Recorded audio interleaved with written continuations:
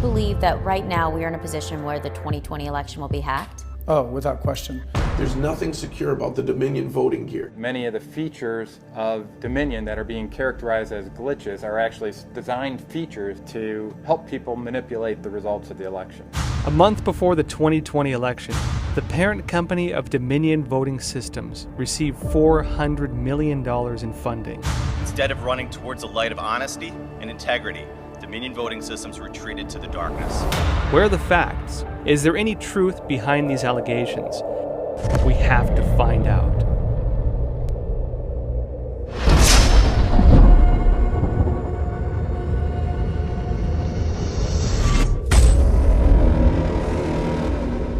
The world must prepare for a potential pandemic. Called the surge a humanitarian More disaster. More than 3 million of us have already voted.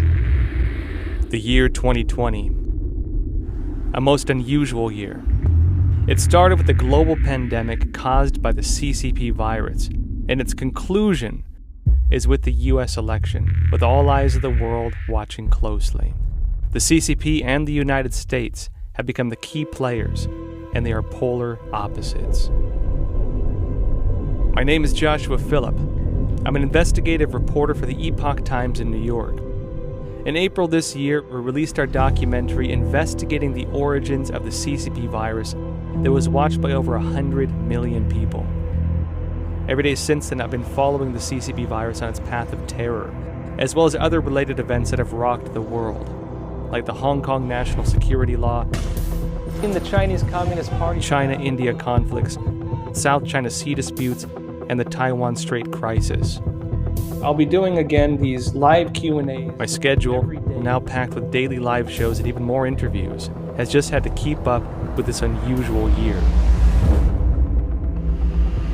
Then election season hit. The 59th U.S. presidential election garnered a historic turnout from the American people. Compared to the last election in 2016, 20 million more votes were counted. Emotions were high. We've never seen anything like it.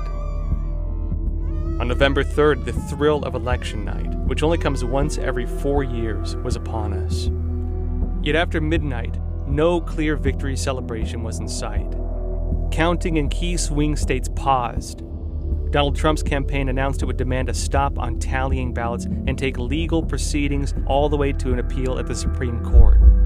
And then, almost unanimously, mainstream media ignored the pending legal challenges and 4 days later declared Joe Biden the winner. We've reached a historic moment in this election. We can now project that former Vice President Joe Biden has been elected president.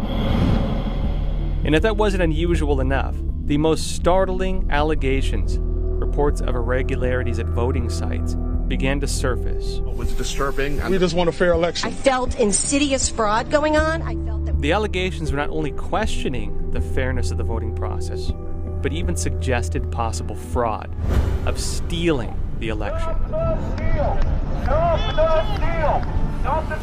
The U.S. is a beacon of freedom and democracy.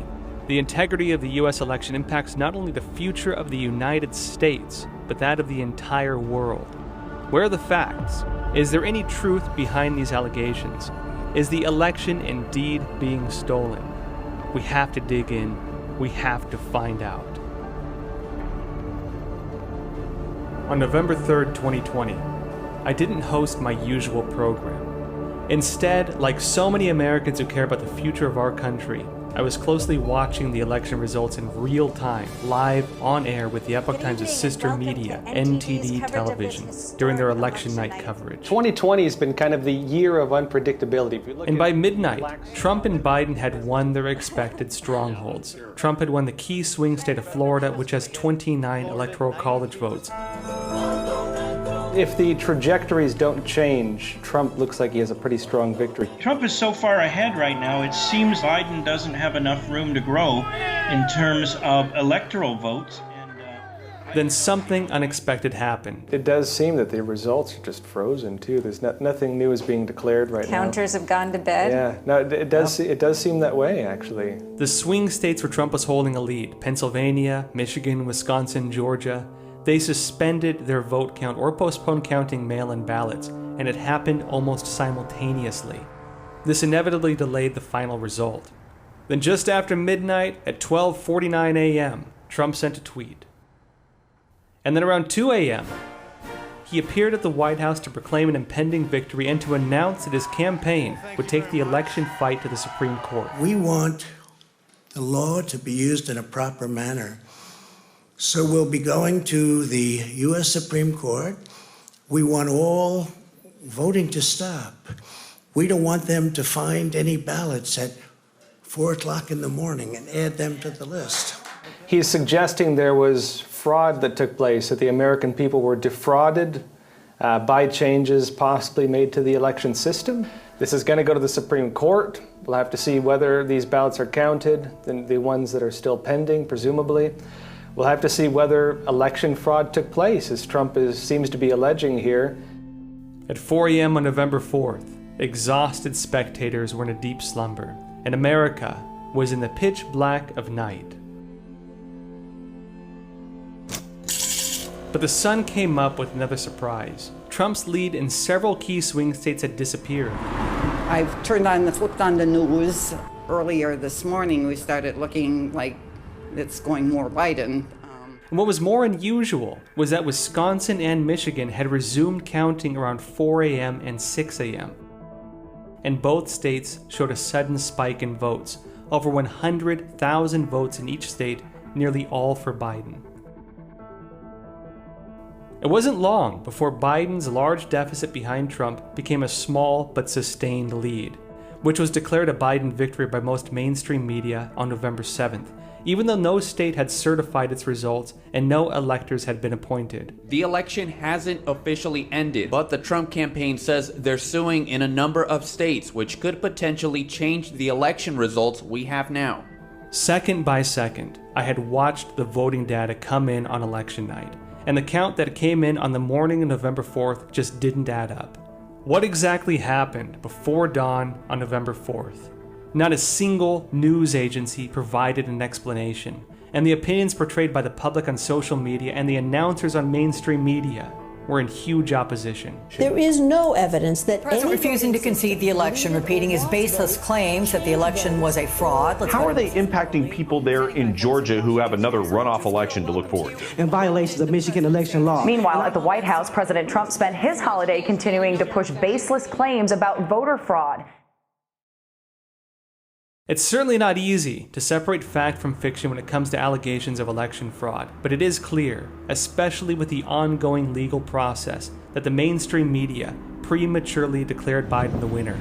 NBC News now projects that Joe Biden won the presidential election. Without investigating it themselves, they hastily denied any fraudulent activity in this election, which had a historic turnout. I have to ask, where is the independence, the objectivity, and the professionalism that we expect from the news media? The New York Times sources its voting data from Edison Research. Edison receives real-time election data from each state office directly, including from voting systems. Analyzing this data, I calculated the percentage of votes obtained by Trump and Biden against the total votes counted. And I found that on November 4th, within 7 seconds, after 6:31 a.m., Michigan saw a sudden influx of 149,722 votes, of which 141,258 votes, or 94.3%, were for Biden. Only 4% were for Trump. This abnormal spike in votes directly resulted in Biden closing the gap in Michigan and then overtaking Trump. Checking the New York Times election database, I saw Wisconsin also displayed similar abnormalities. During the 5 minutes between 3:37 and 3:42 a.m. local time, 168,386 votes were tallied, of which 143,379, or 85%, were for Biden, and 25,163, or 14.9%, were for Trump. Before that 5 minutes, Trump had always been in the lead. This abnormality reversed the situation in Wisconsin and gave Biden the lead. In the currently contested Wisconsin results, Biden leads Trump by only 20,608 votes. Yet at 3:42 a.m. on November 4th, Biden received a peculiar influx of 143,379 votes. More swing states, such as Pennsylvania, Georgia, and Arizona, all had similar anomalies in their election vote count. Yet despite these abnormal statistics surfacing one after another, the mainstream media have continued to present only one-sided interpretations that clearly favor Biden. The gap between reports of mainstream media and the actual data really puzzles me. But what is even more puzzling is the difference between the number of votes received by Biden versus the Senate Democratic candidates. According to a Pew Research Center survey, a significant majority of Trump and Biden supporters indicated that they will vote for the Senate candidate of the same party. And the results from the traditionally blue Democratic states and the Republican states in this election certainly confirmed the survey results. In the non-swing states of Maine, Delaware, South Dakota, and Wyoming, Trump and Biden's votes are not equal to those of senator candidates from their respective parties, but the gap is small in comparison. However, in swing states, Biden's vote count far eclipsed that of the Senate Democratic candidates. For example, in Michigan, Biden received 69,093 more votes than the Democratic candidate Gary Peters. This is almost 10 times more than the 7,131 vote count difference between Trump and the Senate Republican candidate John James. The case in Georgia is even more exaggerated, where the vote count between Biden and the Senate Democratic candidate differed by 95,801 votes. That is 117 times the 818 vote count variance between Trump and the Republican candidate. What do these abnormal differences illustrate? They indicate that in swing states, a large number of voters only voted for Biden, but not the Democratic senator. This possibility does exist, but if such a phenomena only appears in swing states and on such a large scale, what does it mean? In 2020, the Cook Political Report and the New York Times listed 27 seats in the House of Representatives as having unpredictable results. At present, Republicans seem to have won all of those 27 seats, and Democrats have not been able to overturn any of the Republican House seats. In New Hampshire, the Republican Party simultaneously overturned the seats in the State House of Representatives and the Senate, and expanded its majority position in the state assembly nationwide. I want the votes to be counted. Every vote counts, and every vote should be counted. Absolutely. I'm going to keep looking into some of what's been happening. We're going to keep interviewing people about the allegations of election fraud, seeing what we can find. With so many abnormalities, I had to find more answers. Is it possible these are the result of mail-in ballots? Due to the CCP virus this year, mail-in ballots were used widely throughout the United States, and this is the biggest difference between 2020 and past elections. Just how much did mail-in ballots affect the integrity of the 2020 elections? I was determined to find out. Since November 4th, witnesses and insiders have been coming forward with accusations and testimony of fraudulent activity in swing states. One whistleblower in particular caught my attention with his roller coaster experience. Pennsylvanian U.S. postal worker Richard Hopkins revealed this story to the nonprofit organization Project Veritas, exposing that Erie County Postmaster Robert Weisenbach told postal workers to separate mail-in ballots that arrived after November 3rd from other mail and to postmark them with an earlier date so they would be counted. They should have backdated the November 4th ballot to November 3rd, correct? Yes. After speaking out, Hopkins was threatened by his superior, interrogated by federal agent Russell Strasser for 4 hours, and forced to sign an affidavit recanting his allegations. Hopkins was denied access to a lawyer and a copy of his signed affidavit. His Twitter account was also shut down. On November 10th, the Washington Post published a false report claiming that Hopkins fabricated the charges, and the New York Times followed with a similar story. However, the Washington Times published a completely opposite report, stating that Hopkins denied recanting his allegations. I'm here to say that I did not recant my statements. And I would like that the Washington Post recant their wonderful little article that they decided to throw out there. If Richard Hopkins' claims were false, why was he threatened by his superior? Why did completely opposite stories appear about him in the media? Did all 6 states in dispute experience the same anomalies in this election? The media did not just deny Richard's statement. The New York Times reported that they interviewed representatives from every state, but not a single person mentioned that the anomalies could be election fraud. I had to question this. The American people really need the facts. A video was forwarded to me, featuring another Pennsylvania resident with explosive fraud allegations. I can't believe what I'm seeing right before my eyes. This has nothing to do with Joe Biden or Donald Trump. This has to do with our democracy, and I will tell you, there is corruption at the highest level in the city of Philadelphia. This witness was an accredited election observer and a registered Democrat. I had to find out more, so I began investigating in Pennsylvania, which holds 20 electoral votes, the highest of all remaining swing states. I grew up in Philadelphia. I was in banking with JP Morgan for 12 years. I've been a Major League Baseball agent since 2006. And recently I was asked by the Republican Party to be a poll watcher at the Philadelphia Convention Center. First row of, I call them ballot counters, the people processing and counting the ballots, the first row was about 25, 30 feet. After that, the machines, the rows, they kept getting further and further, and this hall went back 150 feet, 200 feet. But we did not have access. We couldn't see the people closest to us, about 25 feet.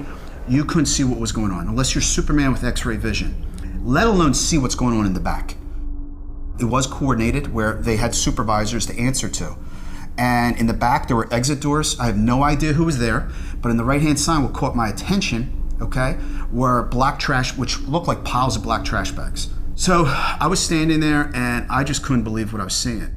There was no transparency. There was no one there to answer questions. There were people taking pictures and video, and when they took the pictures and video, they were asked to delete them, or if the security guard saw you. I wasn't the only one that took a video. However, if you look at that hall and the setup of the hall, obviously it looks like they're hiding something, and they don't want us to see something. So now, there was a list at the convention hall of people that were not allowed in, and I was one of them. I'm not going to do conspiracies, but the reality is, if somebody wanted to bring in ballots in that back door at the Philadelphia Convention Center, orchestrate it, they could have done it easily. Besides Pennsylvania, the state having the most rumors of election fraud was Michigan, with 16 electoral votes on the line. Wayne County, especially Detroit, is the region with the most whistleblowers so far. I got sent 7 absentee ballots with never applying for one. One of them was sent to me in my maiden name, and I went to vote in person on November 3rd. And after giving them my ID card, I ended up having to fill out an affidavit because I was questioned if I had voted already, and I haven't. Come to find out that somebody did vote in my name. I don't care who you voted for, voter fraud's real, and this election is rigged. They were just rescanning, counting ballots 9 to 10 times. These workers were rescanning these batches of ballots numerous times. I mean, sometimes I saw between 8 and 10 times for them to be rescanned. That's just one person. That happened in a 24-hour shift thousands of times. The whole time I was there in a 24-hour shift, there was not a single time that I saw one ballot for Trump. Not a single time. The TCF Center became the focal point in Detroit, Michigan, as more and more witnesses emerged. This is where I witnessed they were counting ballots that were not registered. They weren't in the poll log, the QVF, and they couldn't verify them. The ballots that came in could not be matched with the electronic qualified voter file, and the ballots could not be matched with the paper file, yet they still counted those ballots. Boom. That's illegal. That's wrong. You can't do that. Also in my affidavit, I said how I wanted to challenge all these other ballots, and I was prohibited from doing so. So if you question anything, they would intentionally circle you and intimidate you? At one point, I was trying to challenged one of the names on there, and the woman actually turned around and physically pushed me away. The atmosphere in the room was really hostile. There were multiple times where when I was at my table, I got just hollered at for like stepping closer to try to look. So there was boxes and almost like suitcases back there too. A big pile of them with saran wrap all over them. We inquired about those, and the young guy who was standing there, he goes, "If you don't walk away from these suitcases or from this back door, I will arrest you." I was not feeling comfortable. No idea what's going to happen. I have a little baby. I'm pregnant, want to keep myself safe. And so it was around this time that I started thinking about I need to leave. I estimate right there, fraudulent votes that they counted, I saw with my own eyes, 8,000 to 16,000 fraudulent votes. I do believe that fraud was very evident at the TCF Center in Detroit. There were so many inconsistencies, so much intimidation, and I can't figure out what you would be doing unless you were hiding something. It just didn't add up.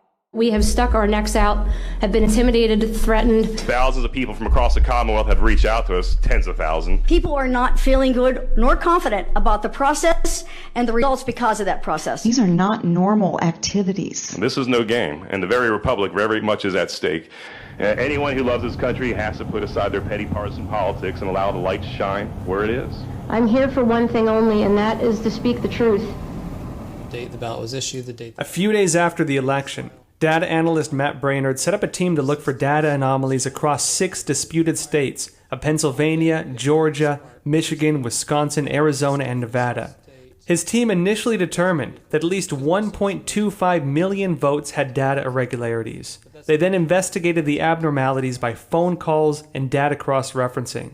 Well, the law in Georgia is when you register to vote, you have to mark down what your actual residence is. You can have a separate mailing address, which is fine, that they will record, but you have to put down what your actual residence is. But what we had found was a large number of people, substantial, especially given how tight the margin is, well over 1,000, who voted in this election, listed themselves at addresses that are in fact postal facilities. Facilities the Postal Service either will lease or own. So that could include a post office, the UPS store, FedEx store, anything like that.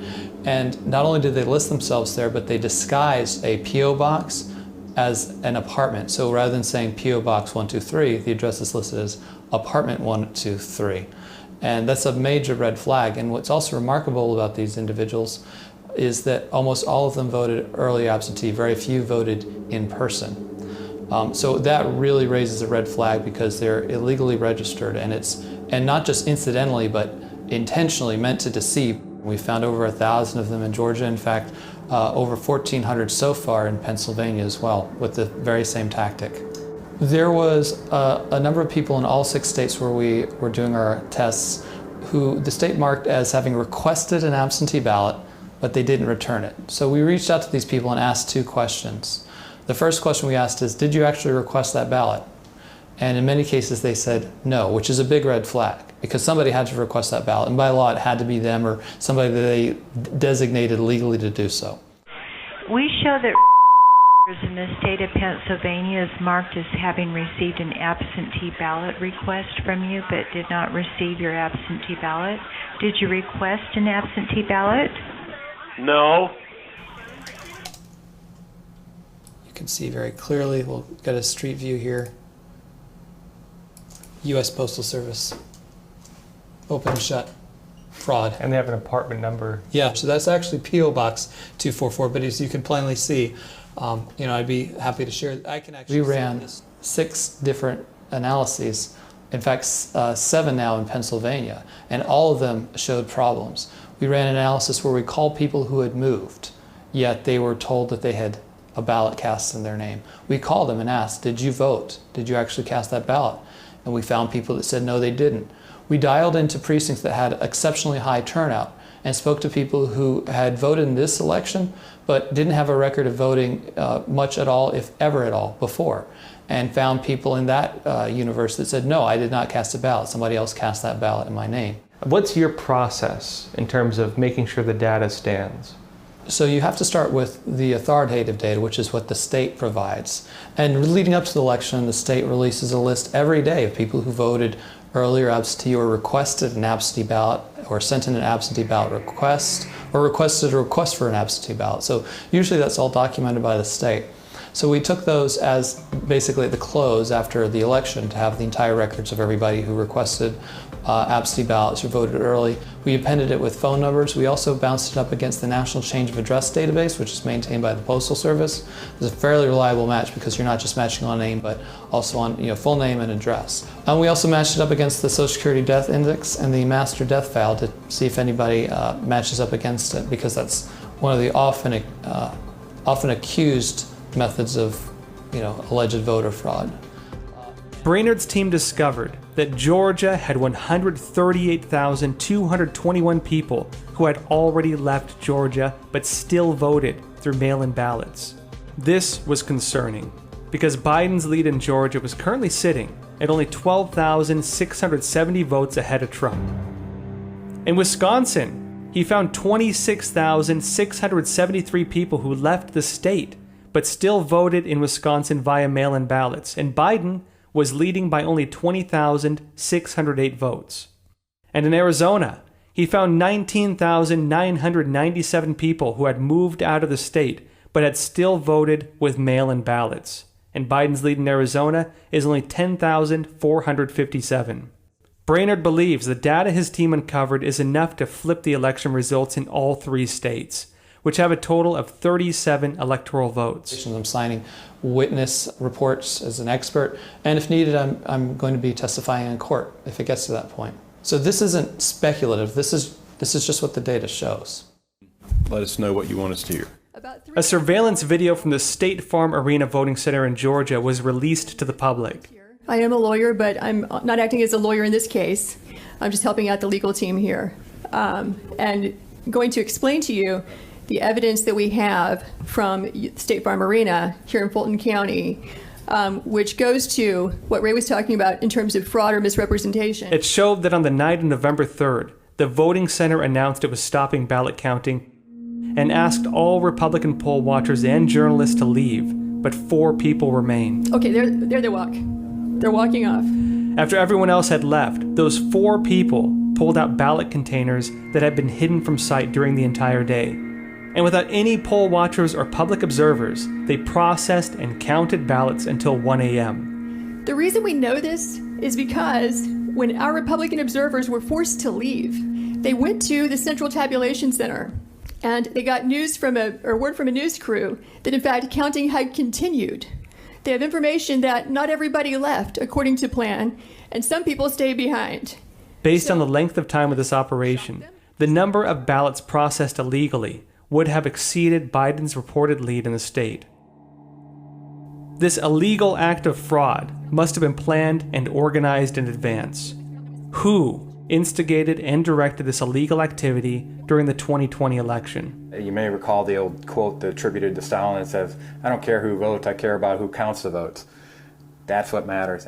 Election challenger and former Michigan State Republican Senator Patrick Kolbeck was monitoring the vote counting process at Detroit's TPS Center. First of all, I am a former Michigan State Senator. I served on the Michigan Senate Elections and Government Reform Committee. I took those duties very seriously to the point of diagramming out all of our election processes, so I had a pretty good understanding of how elections were supposed to work from a book perspective. My role was that of a poll challenger, and I served in the Detroit AV Counting Board as a poll challenger certified by an organization that I helped form called the Election Integrity Fund. There are Wi-Fi routers all over the place, including one called AV_Connect. So that kind of tells me that absentee voter _connect. So there's suspicion there. When you go over to the tabulators, I went to all the different tabulator workstations, went underneath the tables and checked out where all these cables were routed. All the tabulator computers were connected via Ethernet cables to a network router, and that router in turn was connected to another router, was connected to the adjudicators. Those were connected to another router / firewall probably. It was a little bit different spec on it than the normal one, which was connected to the internet, which was connected to the local data center. And so anybody who understands IT understands that if one computer is connected on a network to the internet, all the computers on that network are connected to the internet. A voting machine connected to the internet is especially vulnerable to hackers. According to the 2020 election outline published by the Michigan Bureau of Elections, voting machines cannot be connected to the internet during ballot tabulation. Based on Michigan election regulations, vote count data must be transferred through USB drives, and computers must be placed in airplane mode to be disconnected from the internet. Why were the election officials that were local so adamant that none of this equipment was connected to the internet? I can actually show the Michigan contract with Dominion Voting Systems that specified specifically that this equipment was meant to be connected to the internet. The fact that they're denying it begs the question, why are they denying this? Why is it important for them to deny it? So there's some serious concerns right up at the top. Wayne County is the most populous county in Michigan, with 1.41 million registered voters in 2020, which is 17.35% of the state total. The county government is located in Detroit. The Michigan ballot result has Biden leading over Trump by 146,007 votes. And Biden's advantage is effectively due to Wayne County. Without Wayne County, Trump would lead by 186,630 votes. If you have the ability to connect your election gear to the internet, you've already violated the Federal Election Commission's rulings. We talked about internet connectivity and why there's be problems.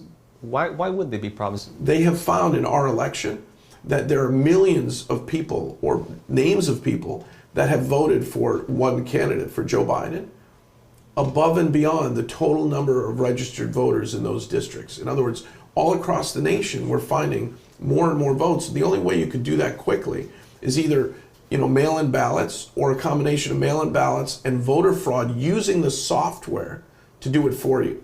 If you want to quickly change an election, it's easy to change the software and do that if it can be connected to the internet. There's all these videos of hacking election gear. Right, here's another one. Look at that, that's how easy this is. When it's off, removing the card reader, removing this, you don't need any tools to do this. Unplugging this, again, you don't need any tools to do this. Turning it on, all you have to do is pick this lock here with a ballpoint pen. Open this up, press the red button. So she's rebooting, and when she reboots, guess what? Get a few error messages. Now she has administrative permission to give you 200 votes to my one. Full admin access, under 2 minutes. Years ago, you had to be a super hacker. And if you look at some of the videos from the HBO documentary on hacking election gear to CBS, NBC, CNN, Fox, and others, for the past 5 or 6 years, they've shown all these vulnerabilities in all this gear. So it's super easy. It doesn't require super intelligence. The number of methods of election fraud alleged in the 2020 election kept growing, as more and more evidence kept coming in from sworn affidavits by eyewitnesses and careful data analysis. I began to realize that our investigations had only just scratched the surface.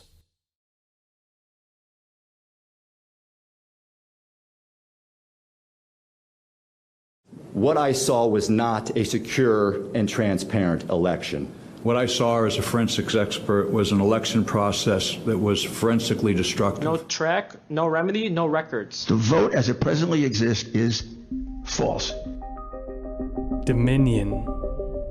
Every witness I interviewed, including many whistleblowers, pointed at a connection between Dominion voting machines and election fraud allegations. Is that why Dominion became a public focal point after election night? According to Dominion's official website, the Dominion voting system is currently used in 28 U.S. states and the territory of Puerto Rico.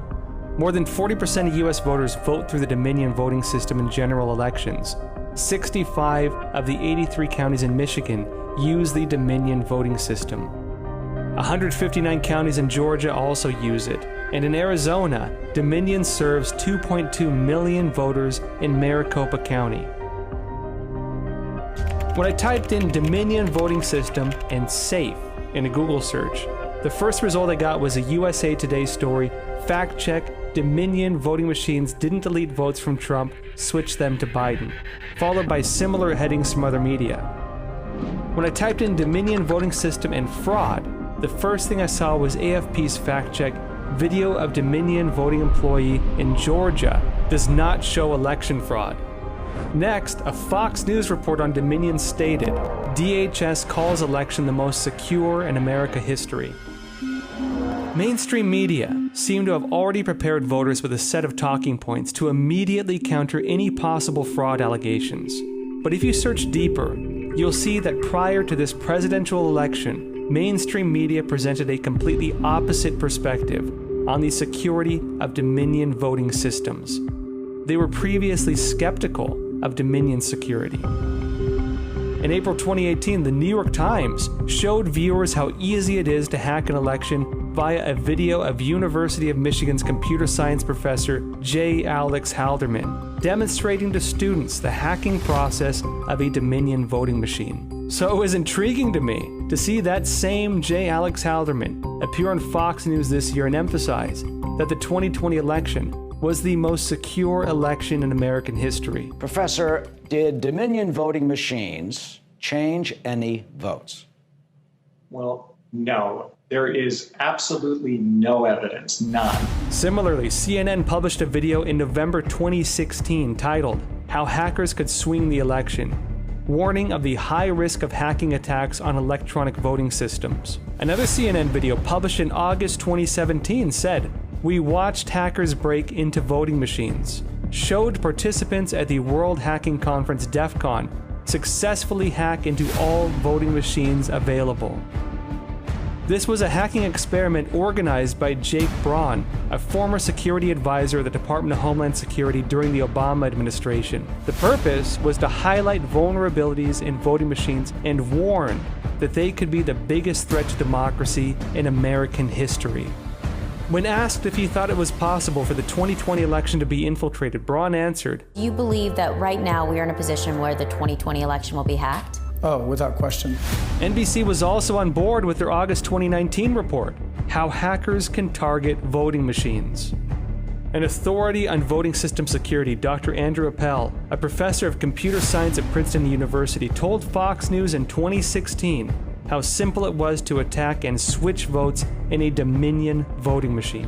In September 2016, he provided a written testimony with recommendations on election voting security to a House Subcommittee on Information Technology hearing on cybersecurity.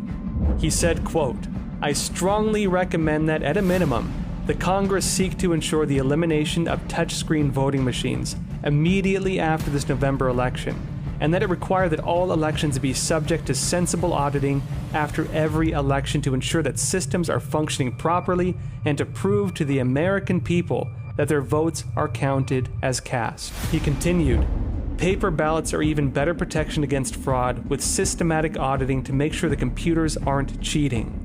You don't have to recount every ballot box, just spot check a statistical sample. There are 12 states that do this by law. It's a good idea, and all states should do it. In September 2017, Dr. Appel also testified at the U.S. House Oversight and Government Reform Committee's hearing on election cybersecurity. In 2020, in a keynote speech delivered at Princeton, Dr. Appel repeated his views. Even a computer scientist can't see inside the computer to really know what software programming is running in that computer today. All computerized voting machines can be hacked. I felt anxious seeing the mainstream media and a top expert flip-flop on their opinion and testimony. Had these security concerns about Dominion really changed? I would submit that many of the features of Dominion that are being characterized as glitches are actually designed features of Dominion to help people manipulate the results of the election. We had a outage at all the tabulator computer. I think it was a tabulator or adjudicator computers, they were down for 45 minutes due to network issues. We also had issues with some of the poll books that we understand there was an error message that popped up that there was a notable gasp when it happened, and it said, warning, this computer is being hacked. The errors that popped up on the computers with the tabulators and adjudicators was something called backup overflow. That's not a standard Windows error message. Where you do see that error message is on when you're trying to back up to a SQL database. Now, either each one of these tabulators had their own SQL database built into that workstation, or they were trying to connect to some outside database that was not local at that workstation. So you couple that with the fact that some strange things similar to that were happening up in Antrim County, where we already have evidence that 6,000 votes were flipped from Biden to Trump. Now you start putting together a picture where this whole internet connectivity becomes pretty important. There's nothing secure about the Dominion voting gear or any other, or even Diebold and others. Nothing secure.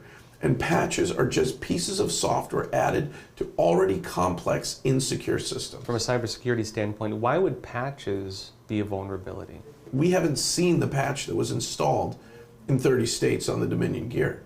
So when someone writes a patch can open a back door, change an algorithm for better or worse, accidentally have a bug in it that allows what we call buffer overflow or other software exploits.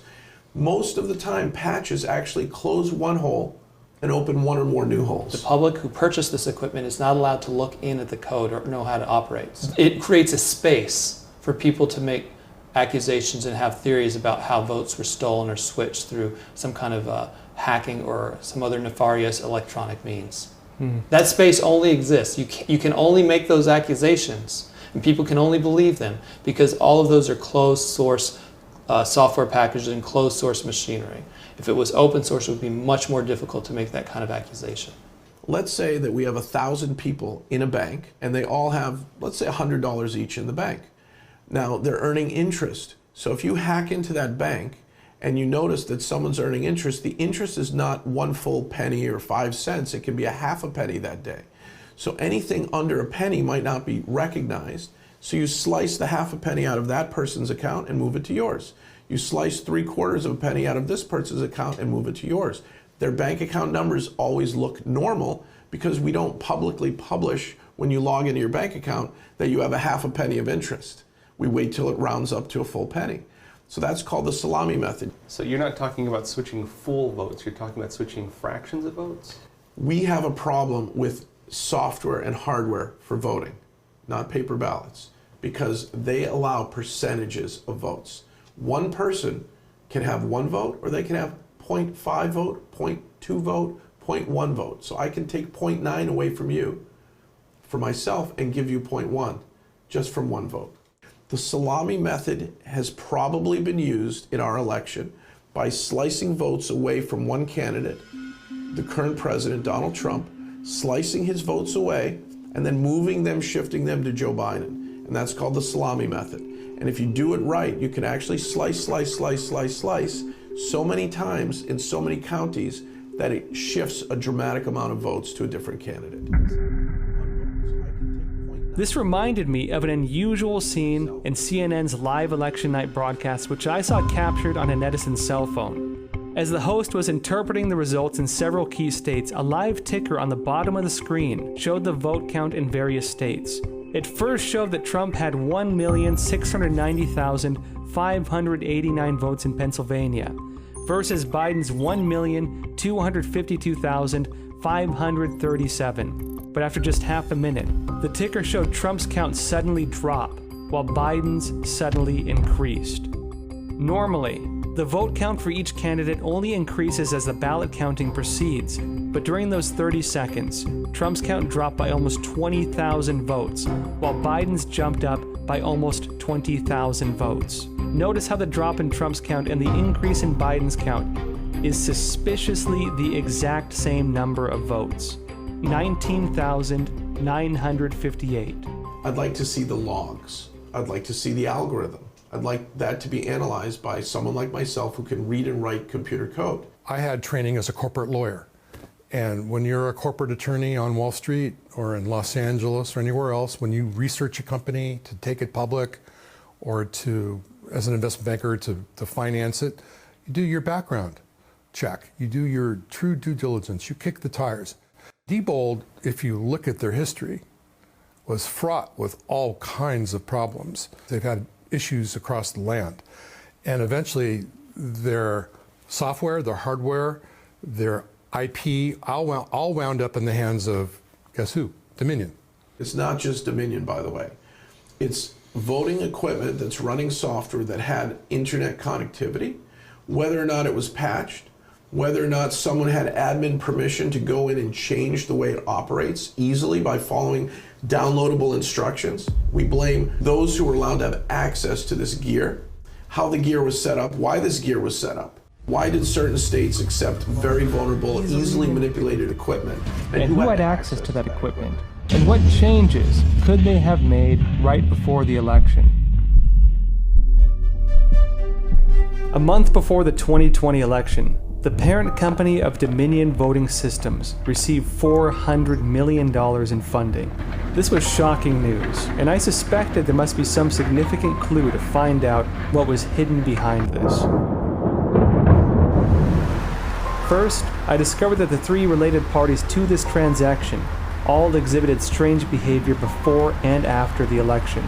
Staple Street Capital, a middle market private equity firm, was founded on June 9, 2009 and purchased Dominion on July 16, 2018 for about $265 million.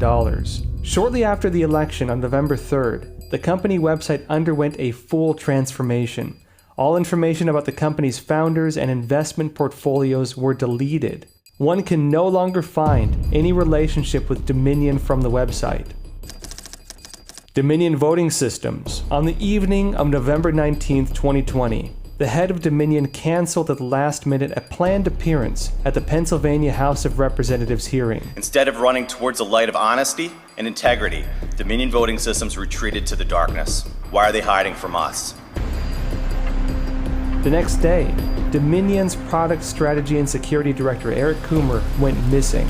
His bio was deleted from the Dominion company website. The company's Canadian headquarters in Toronto suddenly closed, and the US headquarters in Denver, Colorado also closed without notice.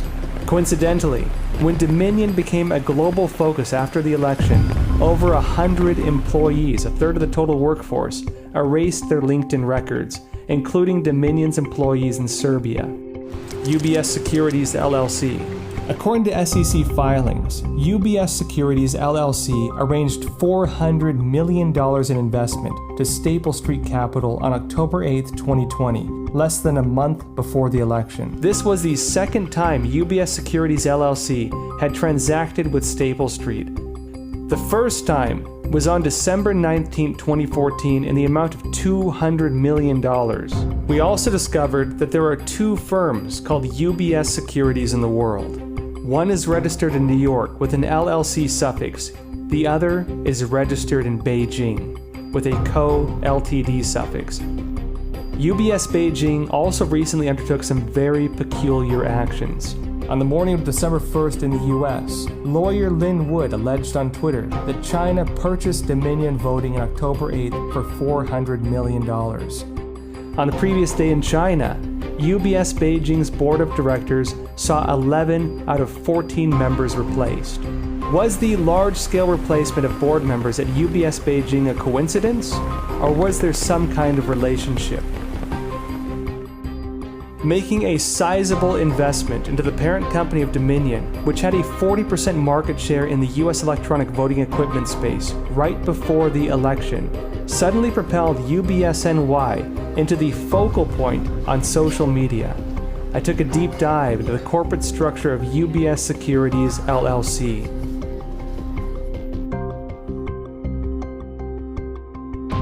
The company's profile on Bloomberg shows that 3 out of the 4 board members are Chinese. Their names are Luo Cheng, Ye Xiang, and Mu Lina.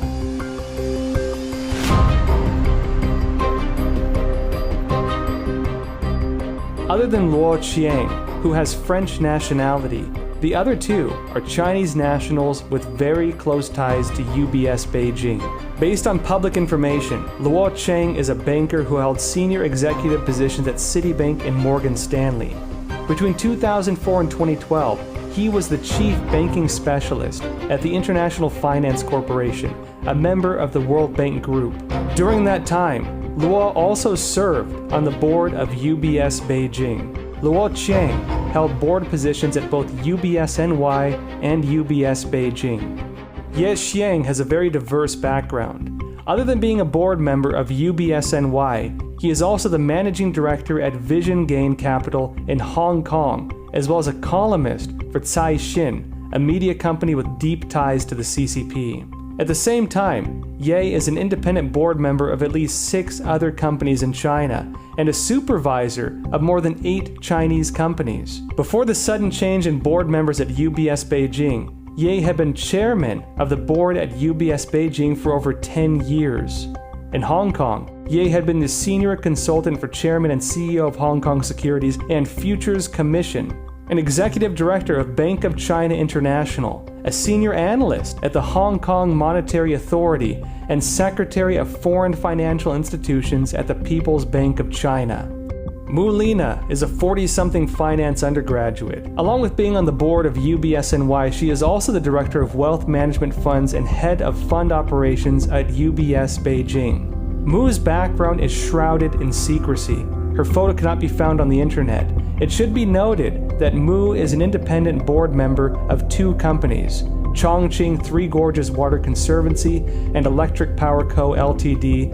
and SureCam Corporation until September 7, 2020. SureCam Corporation's business includes Internet of Things, cloud computing, and big data. Its CEO, Pan Fan, was an employee at Huawei for 14 years. Similarly, SureCam's business focused on Internet and surveillance, and Internet and law enforcement. It participated in the construction of the 3-dimensional social security system, as well as the Skynet project, a video surveillance system, electronic fence, and other CCP digital totalitarian efforts.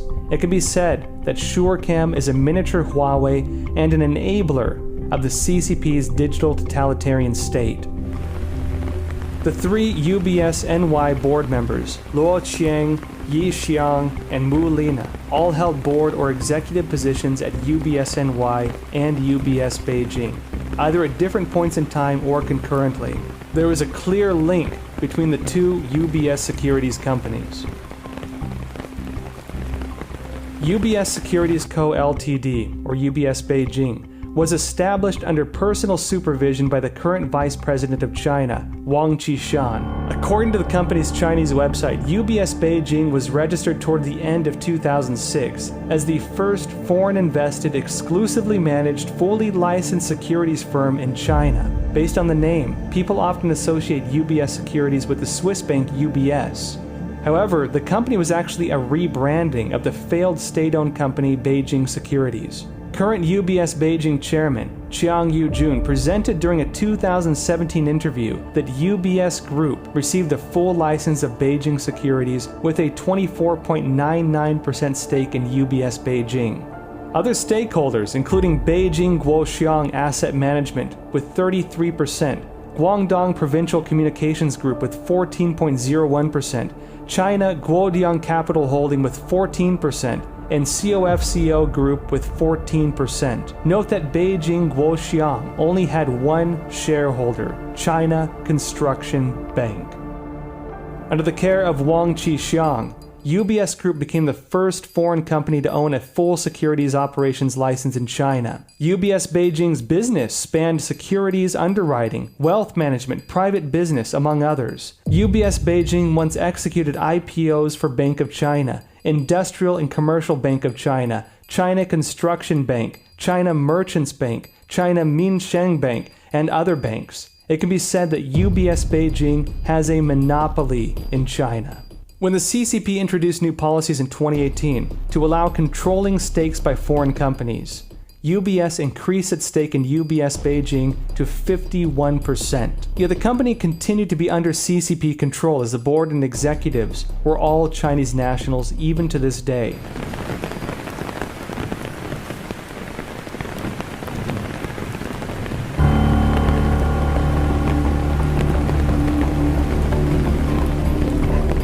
close are the ties between UBS Beijing and the CCP?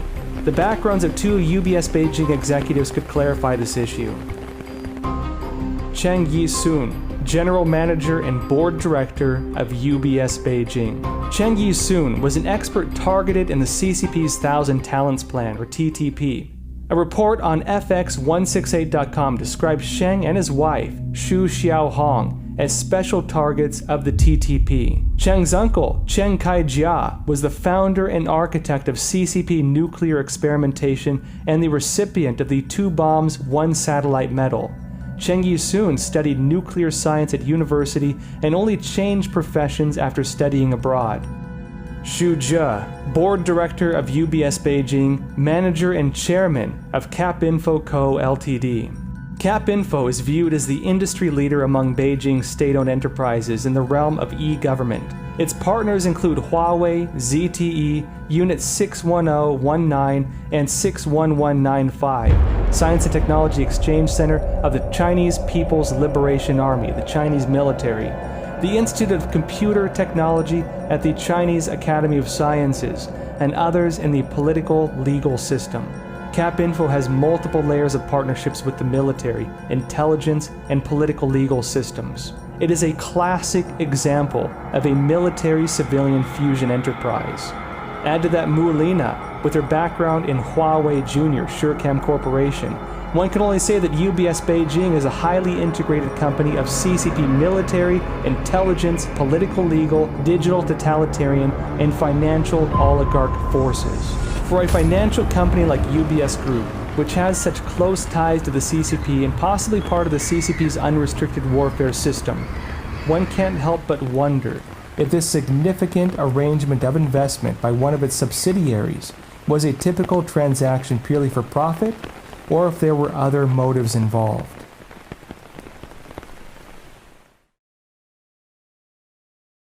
I want to start tonight with evidence, with a remarkable video. On the evening of December 7th, 2020, the Tucker Carlson Tonight Show broadcasted video clips of a public lecture given by a CCP academic at the end of November in Shanghai.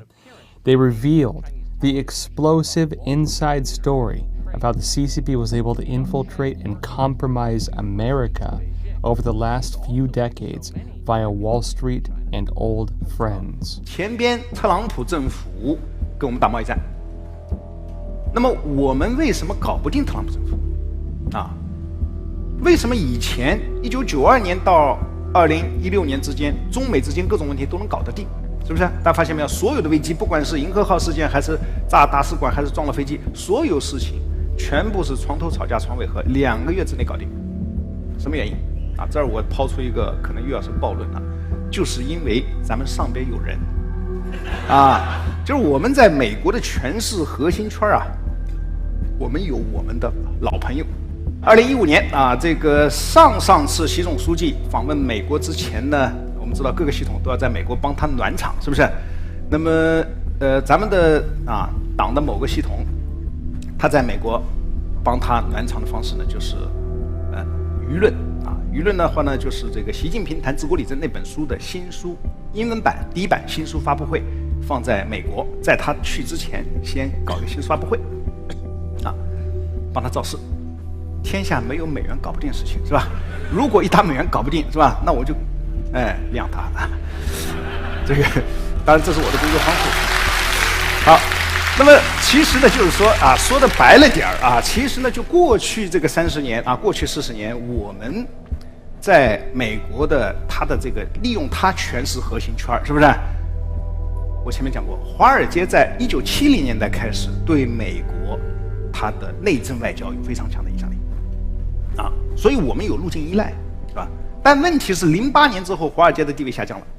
更重要的是16年之后，华尔街搞不定特朗普，为什么？很尴尬。特朗普以前对华尔街有过一次软性违约，所以双方有矛盾中美贸易战过程中，他们也试图帮忙据我所知，美方的朋友跟我讲，这个试图帮忙，但是力有不逮但现在呢？现在我们看到拜登上台了，传统的精英、政治精英这个建制派，他们跟华尔街的关系是非常密切的。所以大家看到吧，拜登的儿子被特朗普说你在全球有什么基金公司，发现没有？谁帮他建的基金公司啊？明白吗？这里边都有买卖啊。那么，所以这个时候我们以恰当的方式进行一定的这样一个表达一个善意啊。我个人理解，当然这个受限于我的专业基础是吧？我们是从国际政治经济学的角度去理解这个事儿。那么我认为啊，有它的战术和政治的价值在里边。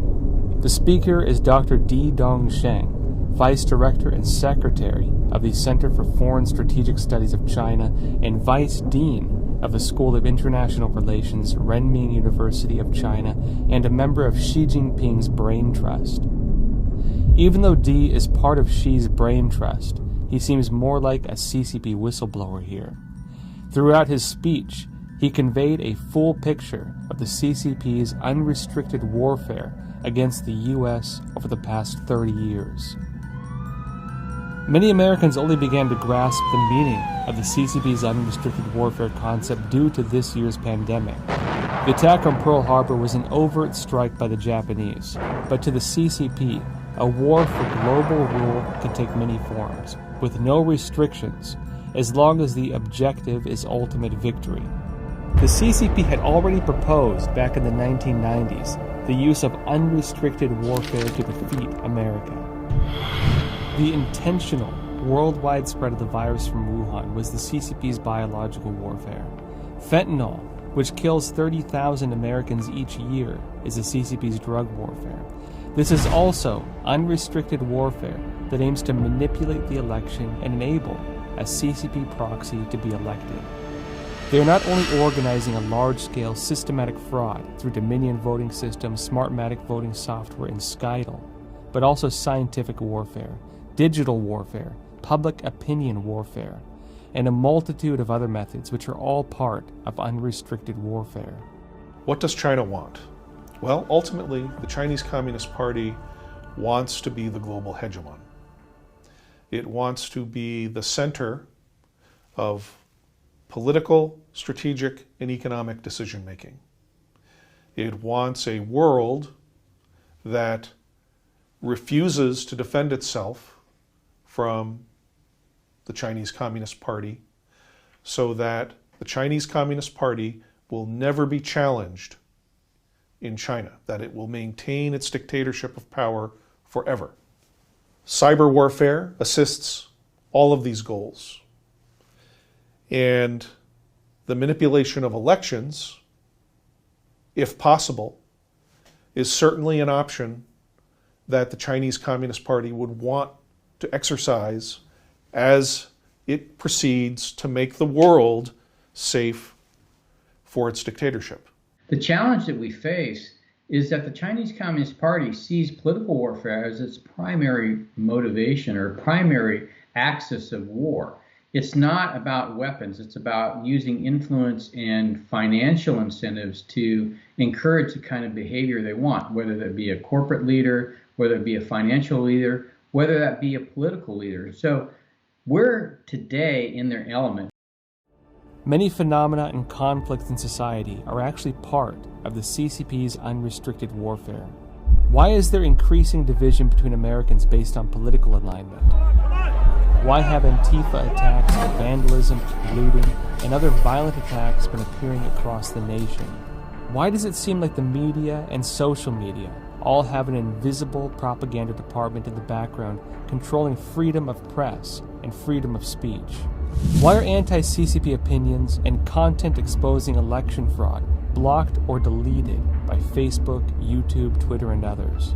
Why are the mainstream media declaring Biden the victor of the 2020 election and totally ignoring the provisions set forth in the Constitution of the United States? These are all strategies in the CCP's unrestricted warfare playbook. Penetrate fully into the enemy's cells, use a 1,000 talents plan to steal technology, use the media, associations, and social media to create social conflicts. Get someone who will bow to Beijing's will elected, and advance forward until total control over the nation is achieved. It's worth noting that the CCP's infiltration of American society could not have occurred without the support of the elites of the Western world and special interest groups. These are the so-called old friends of the CCP. Who are these old friends? Let's flip back to January 2008 when Obama was sworn into the White House. I, Barack Hussein Obama, do solemnly swear. Dana Simpson is an expert in election integrity and technology and a former employee of the Tides Foundation in Canada, funded by George Soros. According to her years of investigations into Dominion, she discovered that Dominion was able to obtain 30 to 40% of the American electronic voting machine market as a result of Obama directing the then Attorney General to ensure his own re-election. In addition to uncovering how the Department of Justice helped Canada's Dominion acquire a firm foothold in the U.S., Simpson also found out from a Serbian journalist that Obama's Vice President, Joe Biden, visited Serbia in May 2009 to, quote, cut a deal to help Serbian hackers in Belgrade, where he was visiting to get control of information about voting machines. Dominion has also made donations to the Clinton Foundation. On June 9th, Staple Street Capital was officially registered. The private equity firm was founded by Stephen Owens and Hutan Yagudzabe. A member of the operating executive board was William Kennard. All three were former employees of the Cargill Group. Kennard was also the chair of the Federal Communications Commission from 1997 to 2001 during the Clinton administration. Thus, he oversaw media and communications in the United States. Kennard donated to the Obama election campaign. From 2009 to 2013, Obama appointed him as the U.S. ambassador to the European Union. On November 7, 2020, the fourth day after the election, AT&T announced William Kennard as the new chairman of the board. AT&T is the largest provider of communication services in the United States. Plus, with its acquisition of Warner Media, AT&T controlled CNN and multiple TV networks. In July 2018, Staple Street purchased Dominion. This implied that Kennard commanded the company that determined election results and then had more sway over American public opinion after the election through AT&T. On December 20th, 2014, UBS NY arranged an investment of $200 million in Staple Street. Subsequently, on October 8th, 2020, UBS NY injected $400 million in Staple Street. Affiliate UBS Beijing was founded and controlled by Wang Qishan in 2006. At the same time, former CCP chairman Jiang Zemin and his grandson Jiang Jicheng, through Sequoia Capital's China branch, also took control of voting software developer Smartmatic, which is also related to Dominion. The Carlyle Group was founded in 1987. Investment tycoon George Soros became a limited partner at Carlyle in the mid-90s. Carlyle has been a force for globalization and has kept intimate partnerships with the CCP for a long time. After entering China in 2005, Carlyle played important roles in privatizing state-owned enterprises and witnessed how families of CCP elites stole from China. It's a system whereby if you do not challenge the Chinese Communist Party's rule, if you don't challenge the party politically, and you abide by the Chinese Communist Party's mandates, whether you're a Chinese citizen or whether you're an American or whether you're a European, then you can essentially take advantage of the benefits provided by the Chinese Communist Party. So what they've done is essentially align Chinese Communist Party interest with the enablement of greed. And so they've done this in China. They've, they say in China to get rich is glorious. And in addition, they've been able to essentially incentivize the leaders of large tech companies, large financial institutions in the United States, the leaders of academic institutions, political leaders, and this is not just in the United States, but in democracies all around the world. And so essentially we face the destruction of the democratic order, but not at the hands of an adversary wielding nuclear weapons or with shock troops. It's really using our own tendency to essentially fall victim to greed. It's simple greed. Well, China has a big stake in these elections. They've made it very clear they want to just get rid of President Trump. They're much more comfortable with Biden. So what they've done, they've had these networks for some time, but there are communist parties in America that owe allegiance to the Chinese Communist Party. I'm talking about Liberation Road and their subgroup called Left Roots, the Communist Party USA, and others. And what these groups have been doing for several years now is setting up voter registration groups in key states. States that could be flipped from Republican to Democrat, for instance.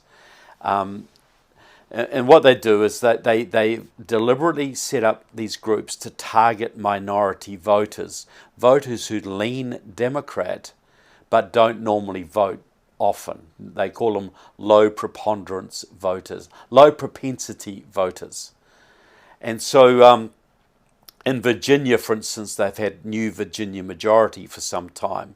That's been working for over 10 years, and they take credit for flipping that state from Republican to Democrat. But this election now, they've run this out of San Francisco, a group called Seed the Vote. Now that is a front for the Chinese Progressive Association, which is a big voter registration group, community organizing group that's been based in San Francisco since the 1970s and has always been a tool of the Chinese Communist Party.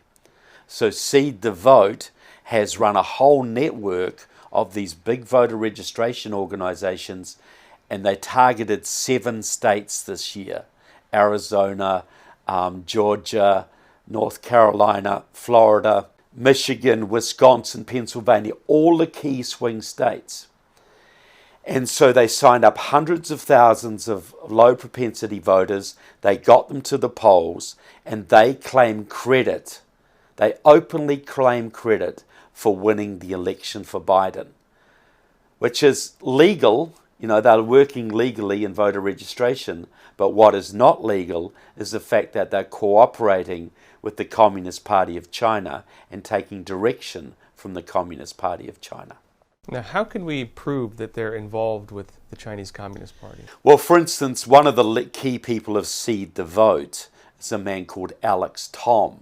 He's the past CEO of the Chinese Progressive Association in San Francisco. And he openly boasts about his deep connection to the Chinese officials in San Francisco. He talks about how he has regular conversations with them. He runs his positioning past them.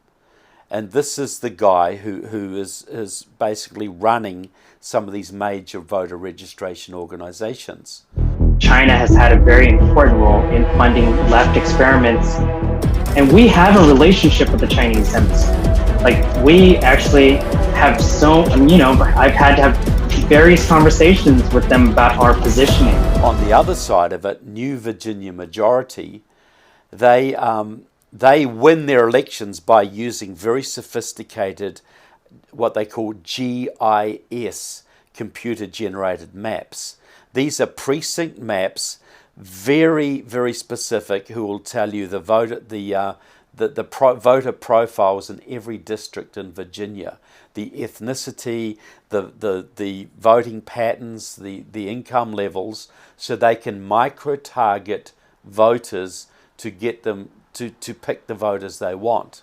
Well, these maps are generated by a man called Stephen McClure. He's a supporter of Liberation Road, the major pro-Chinese Communist Party behind this, and he works out of the geography department of Wuhan University in China. He is generating maps used to flip districts in Virginia and presumably other southern states as well, and he's working in a Chinese geography department using Chinese equipment, using Chinese computers, probably paid a salary by the Chinese Communist Party to basically interfere in American politics. So this is happening right under our very noses. You know, George Soros alone has put something like $18 billion into the left in the last 3 or 4 years. That buys a lot of votes. That sets up a lot of voter registration groups. That buys a lot of buses to ship people to the polls. Now, what these people are doing is legal, in that it's not illegal to sign up voters or get them to the polls, but they're working with organisations that definitely have histories of voter, illegal voting activity, vote fraud. But the fact that they're working with entities connected to the Communist Party of China, that puts a whole different spin on it. On December 9th, 2020, Biden's son, Hunter Biden, confirmed that he was under tax investigation by the U.S. Attorney's Office in Delaware. As a result, the Hunter Biden hard drive scandal that was temporarily suppressed during the run-up to the election has resurfaced. This investigation was launched due to suspicious activity reports regarding suspicious foreign transactions from China and other countries.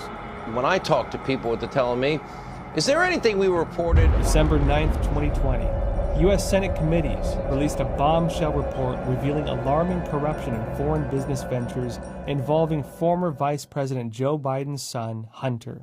U.S. Senators Chuck Grassley, chairman of the Senate Finance Committee, and Ron Johnson, chairman of the Senate Homeland Security and Governmental Affairs Committee, released the near 90-page report titled Hunter Biden, Burisma, and Corruption, the Impact on U.S. Government Policy and Related Concerns. The report said, quote, "The Senate Committee on Homeland Security and Governmental Affairs and the Senate Committee on Finance undertook this investigation into potential conflicts of interest and the involvement of the Biden family in foreign business ventures while Joe Biden was vice president.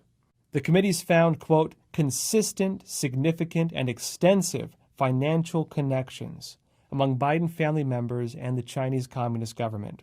It states, quote, "Hunter Biden and Devon Archer engaged in numerous financial transactions with Chinese nationals who had deep connections to the Communist Chinese government." It continues, quote, "These Chinese nationals included Ye Jianming, founder of the CEFC China Energy Co., Ltd., and chairman of the board for its subsidiary, the China Energy Fund Committee." The report continues, stating, "Thus, there exists a vast web of corporate connections and financial transactions between and among the Biden family and Chinese nationals." It states, "Hunter Biden has extensive connections to Chinese businesses and Chinese foreign nationals that are linked to the communist governments. These contacts bore financial fruit when his father was vice president and after he left office." The report warned that the investigation found the Obama administration knew about and ignored Biden's problematic position on the board. Well, clearly, I think China believes that they have a much better relationship with a potential President Joe Biden. That's clearly, portrayed when you look at the immense amount of money that they funneled through to Hunter Biden. But that goes without saying, because the challenge they've had with President Trump has been the fact that he's been pressuring them on almost all fronts, whether it be trade or finance or immigration or theft of intellectual property. He's basically unleashed the federal government to go after the Chinese Communist Party. Now, this has been completely opposite to the approach taken by all the former presidents since Kissinger, and certainly was counter to what I witnessed with the Obama administration, where Joe Biden was the vice president. So I think their clear incentive here is to reset the relationship between the U.S. and China in a way that promotes the Chinese Communist Party's interests. On December 9th, 2020, YouTube announced, "We will start removing any piece of content uploaded today or any time after that misleads people by alleging that widespread fraud or errors changed the outcome of the 2020 U.S. presidential election." Also on December 9th, 2020, Mark Sarin outlined on social media how Facebook founder Mark Zuckerberg donated hundreds of millions of dollars to the Center for Tech and Civic Life right before the election. What they did was, on September 2nd, Mark Zuckerberg, at the time he announced he was contributing $300 million. We think it's up to $500 million since then. He announced another $100 million weeks later.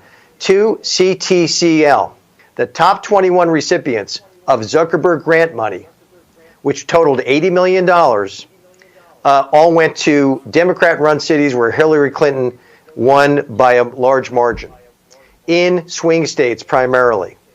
Well, I have a number of concerns when it comes to big tech. Twitter, for example, Twitter has been posting warning signs and, signs saying, you can't trust this content.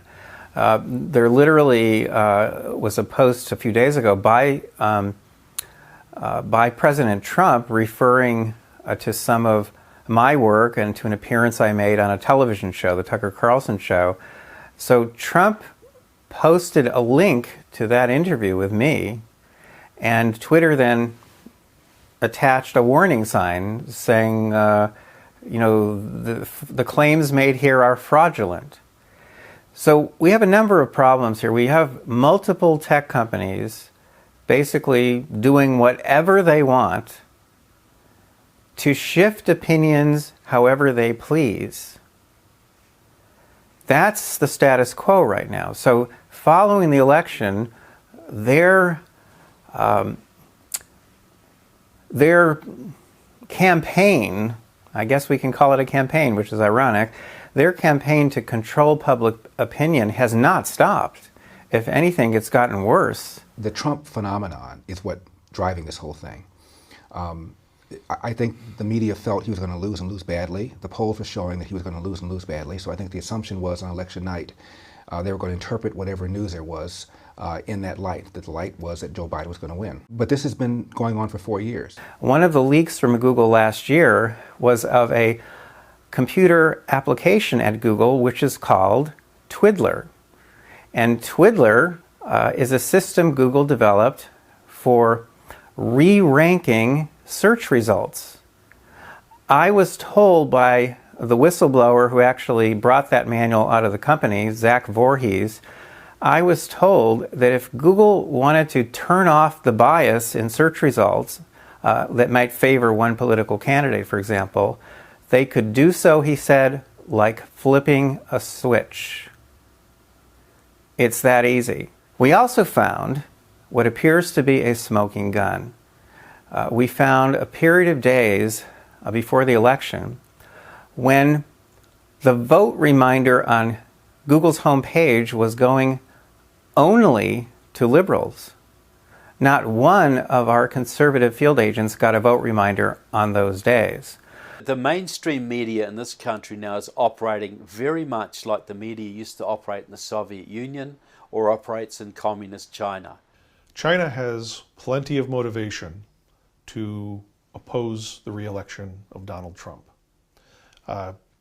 In Donald Trump, you have the first American president in 50 years to stand up and defend American interests, defend American alliances, and defend American friends from Chinese predations.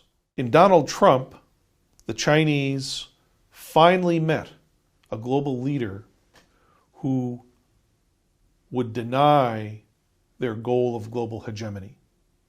Therefore, the Chinese Communist Party had a direct and very strong interest in making sure, or doing whatever they could to ensure that Donald Trump would be defeated in this election. Please raise your right hand and repeat after me. I, Donald John Trump, do solemnly swear. I, Donald John Trump, do solemnly swear. Back in January 2017, only 19 minutes after Trump's inauguration, the Washington Post proclaimed, "The campaign to impeach President Trump has begun." Over the past 4 years, a hidden power has been plotting to implement schemes to oust Trump in a subversion attempt, yet each time these ended in failure. Now in 2020, we are witnessing the most serious, most widespread election fraud ever over the 244 years of American history.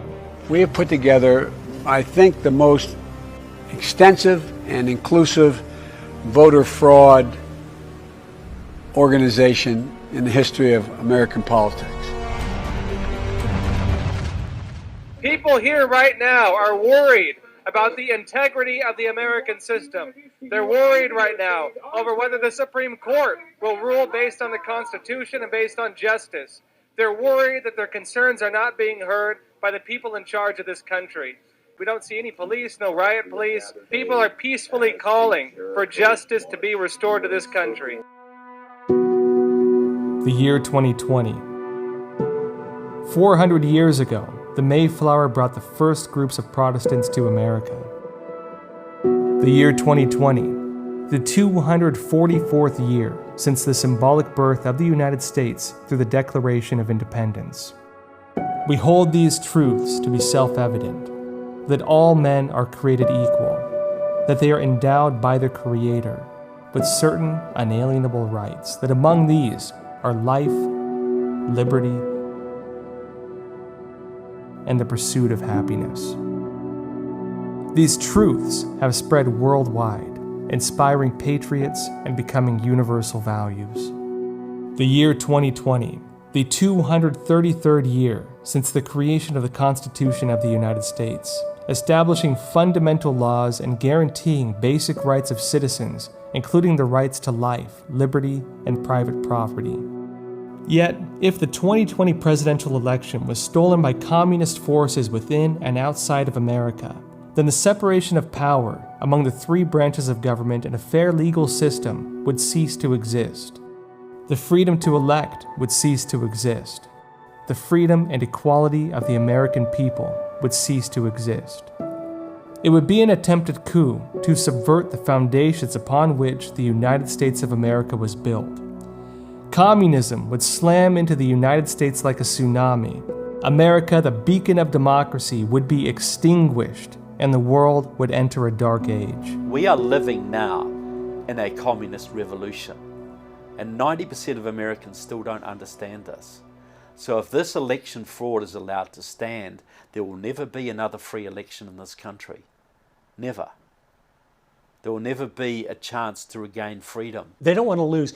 They are 10 steps past us in every area: planning, strategizing, being purposeful, setting things up. In my heart, from studying Marxist and read all the main writings since Marx, I think they prefer if Trump is able to overturn this and they can do the revolution. They love destruction.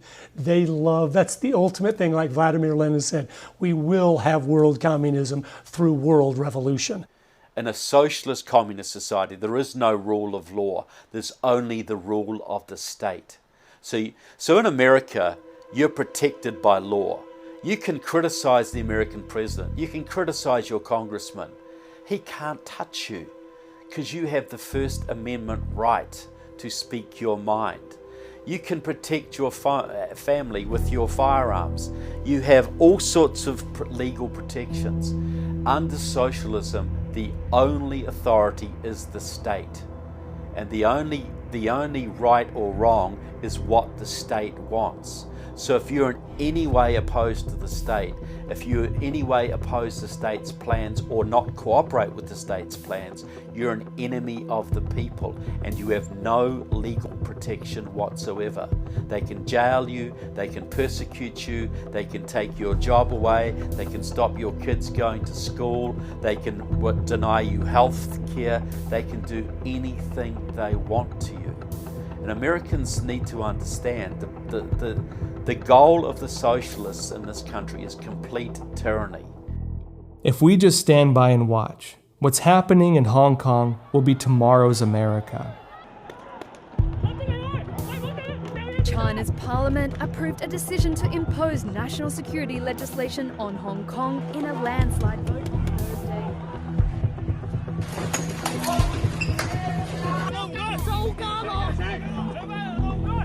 Taiwan and Hong Kong stand no chance against China without a strong, free U.S. And so we have to stand up for all of God's people of the world, not just the U.S. Honesty should be the role. You know, the truth should be the role. That's the thing that's missing in this country right now is a passion for the truth. Those people that are telling you right now that it is over are lying to you. Every patriot should step forward. Let your voices be heard and be respected.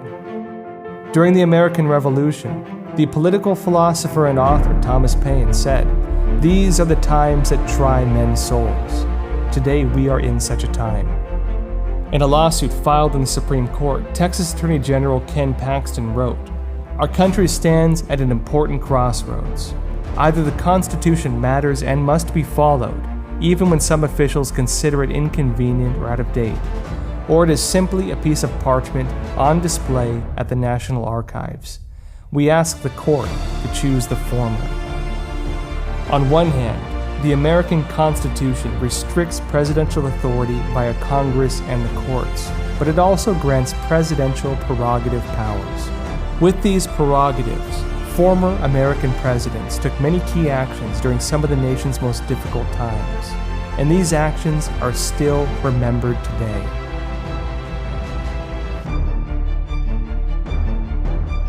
President Trump has the authority to exercise the powers granted by the Constitution.